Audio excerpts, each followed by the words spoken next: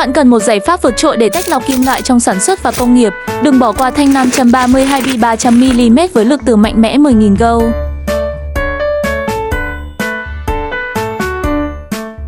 Với thiết kế bền bỉ và lực từ cực mạnh, thanh nam châm này giúp dễ dàng loại bỏ các tạp chất kim loại trong ngành thực phẩm, nhựa, hóa chất và nhiều lĩnh vực khác. Kích thước 32 x 300mm đảm bảo khả năng hoạt động hiệu quả trong cả không gian hẹp nhà như nhà xưởng hoặc dây chuyền nhỏ.